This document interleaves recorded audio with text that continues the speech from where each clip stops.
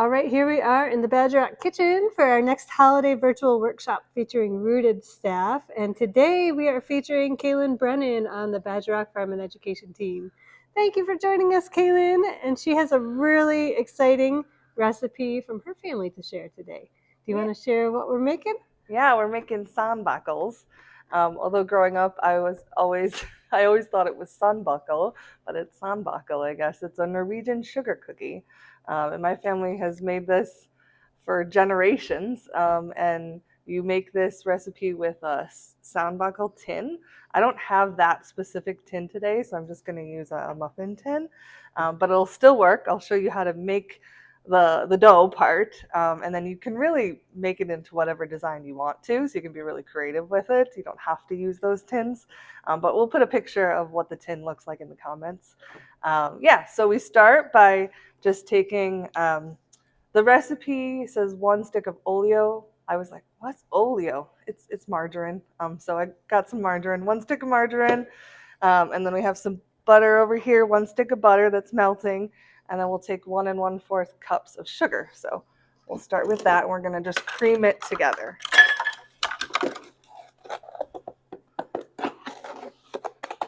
Got 1 and 1/4 cups of sugar. We got our margarine, which is really soft here. And then I'm going to add our butter. Just pour that in.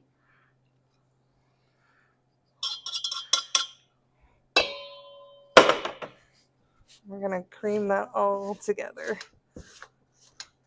So I'm just using a fork for the creaming part. If you have one of those kitchen stand mixers at home, you can use that. But this will work just fine too. And the butter wasn't quite softened up, so you can melt it too. That's what I ended up doing here. So the butter.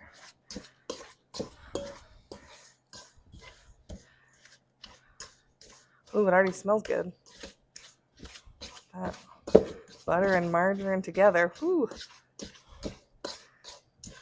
So, Kaylin, what holidays or are there specific times of year that you usually make these? Yeah, cookies? we make this during Christmas. Yeah, it's traditionally in Norway.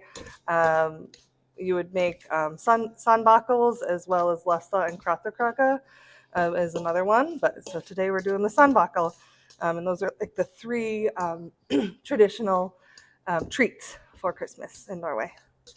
Ooh, this looks really good. All creamed up. That all fluffy and creamed up. Ooh, that's what you want. And I was researching that word Sandbakkel, and it is just like it sounds, Sandbakkel, right? So this cookie, it's a sugar cookie, but the dough will look sandy at the end, right? And then when you cook it, it has that kind of coarse a texture to it, like sand. All right, so we got the cream part. So next we're gonna add an egg. We're gonna beat the egg first, and it needs to be well beaten, well stirred before we add it to the mix.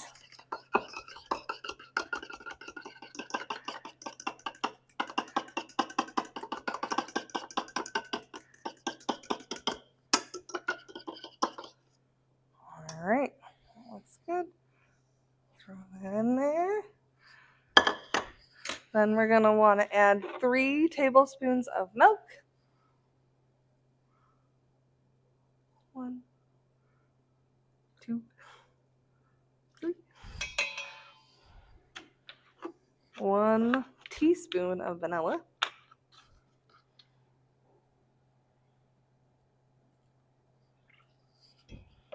Mix that all up. And then the last component is the sugar. The flour. I already did the sugar. I'm just going to mix that up before I add the flour. Look at how fluffy that is.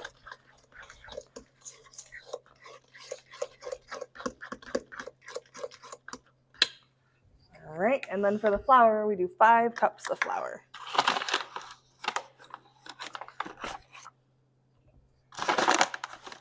You can tell this is quite a bit of flour to liquid.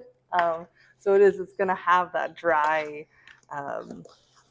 taste to it, that dry, sandy like taste.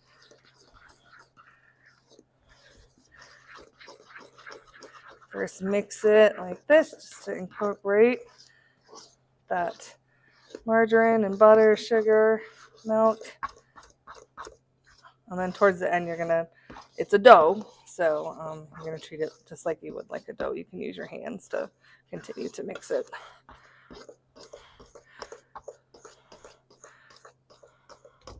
All right, now I'm going to switch to my hands. And this is your grandpa's recipe, right? Yes, it is. And his father came directly from Norway, and so he brought it here. And they came to Wisconsin and settled in Blair, Wisconsin, which is kind of by La Crosse, sort of by La Crosse, I think, right? I think I have to check my geography on that one, but yeah. So this has just been in our family ever since, and yeah. Yeah, Kaylin has this beautiful little handwritten recipe from her grandpa that I got to see. Yeah, so like I said earlier, I always thought we called these Sandbakkels because when you whip it up with oleo and margarine, it's got that yellow look, right? So I'm like, oh yeah, Sandbakkel. And then I was like, oh, and I saw the handwritten recipe. It's Sandbakkel or Sandbakkel, yeah. But yeah, it's getting a little bit doughier. If you look them up, if you Google, sometimes you'll find them called Sandbakkels too online. Yeah. So you're not alone, Kaylin. But it makes sense because of that beautiful like yellow look to it, right? Yeah. Even the dough itself, as I incorporate it more, it looks pretty yellow from all that butter and margarine in there. So you can imagine how delicious this is with that butter, margarine, and sugar. Right? It's a really simple recipe too. Yeah, super simple. And the tins are really beautiful. We'll put a link so you can see what those look like. They look like little stars. Mm-hmm. Well, they look like the sun, really. So, yeah. It makes sense that I would call them Sandbakkels. So while you're mixing those up, those two other recipes you mentioned, do you want to share what those are for people who might not know? Yeah, so lefse and krattakraka, I have an example here of krattakraka. It's a tortilla type recipe is the best way of describing it. But I made this last year with my family. So usually the Sunday after Thanksgiving, my family would get together and we would, as a group, make hundreds of these. You would make the dough, you leave them out the night before, let them rise. They need like a whole day to rise. And then we would come and roll them out like tortillas. And there's a little pan. It's a lefse or krattakraka pan.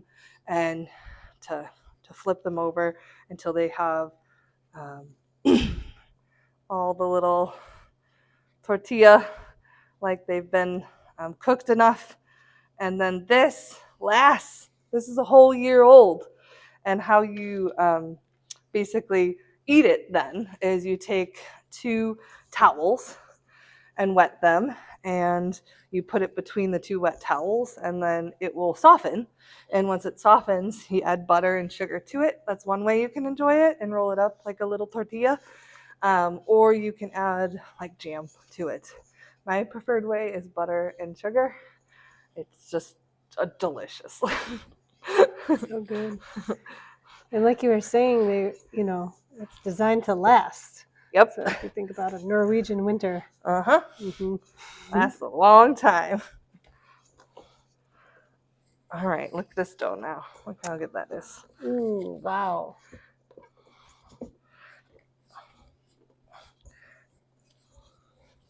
Looks super rich. Once it gets to this state, then you're going to bring your tin, or in this case, we're just using a muffin tin, so you can just use a muffin tin at home. You don't have to have the beautiful little sunflower Sandbakkel tins, but you're going to want to take about this much, a little ball of the dough. And then you're going to press it in and make a little cup like this.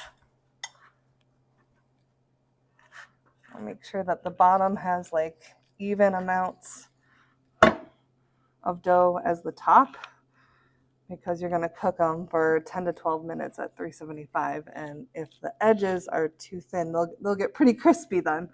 And, you know, they can taste good like that too. So it really depends on what your preference is. You can try a different variety amount of dough in each one and cook it and see what you prefer. I don't like them super burnt myself. But yeah, the dough is sandy, just like the Sandbakkel recipe says. It's pretty coarse. And you press them around. Add a little bit more to that.